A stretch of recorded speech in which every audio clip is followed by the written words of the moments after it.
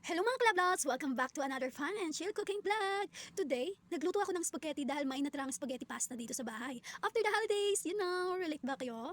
Pero, walang spaghetti sauce! Classic struggle, right? Hello?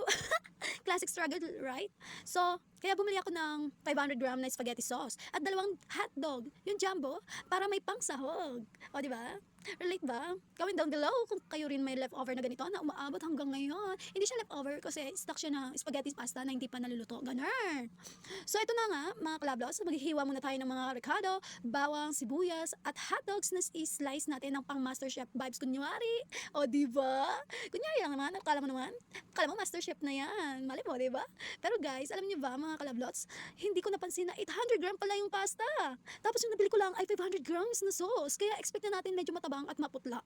Pero promise, kapag gutom kayo, mapapakain niyo pa rin to ng walang ricado. O kaya matabang. Ano ba yan? Tapos nagutom ka, kakainin mo kahit anong lasa yan. Makaraos lang sa gutom. Ganon rin ba kayo mga kalablots? Comment down below. So ayun na nga mga kalablots, cooking time. Here's how to do. Ano ba yan? Ano na siya? So ayun na nga mga kalablots, cooking time. Here's how you do it. First, magpakulo ng tubig sa casserole. Life hack, lagyan ng konting mantika para hindi magdikit-dikit ang pasta. O, di ba? Genius ka na niyan. O, di ba? Step 2, habang kumukulo ang tubig, simulan na natin ang paggisa. Heat oil, gisa ang bawang hanggang light brown. Ganun talaga. Siyempre, alam niyo na yan. Kailangan lutuin mo na ang bawang. And then, igisa mo siya hanggang light brown. Sunod mo yung sibuyas at idagdag ang hot dogs. Igisa-gisa lang hanggang sa maging golden perfection. O diba, golden perfection siya, te! Perfect siya!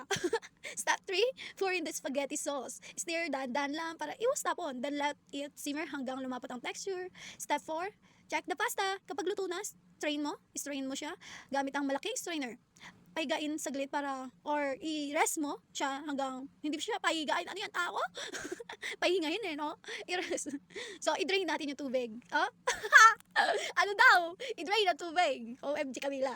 Ayun, i-drain mo yung pasta sa strainer hanggang sa mawala ang tubig doon.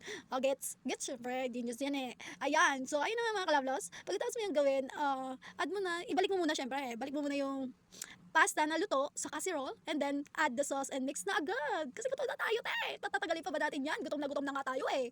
Kasama natin tong kapatid kong kumakain. So, ayun na nga mga kalablots. Plot twist, dumating si Papa na may dalang fried chicken. Dumating siya na may kasamang fried chicken. O, diba? Perfect. Spaghetti and chicken combo. Anyone? Sob na sob. So, ganun yung ginawa namin nung dinner namin. Ayun kasi yung dinner namin ng hapon na. Pero itong niluto ko siya is hapon. So, kinain pa rin namin kahit matabang kami dalawa ng kapatid ko. Pero pagdating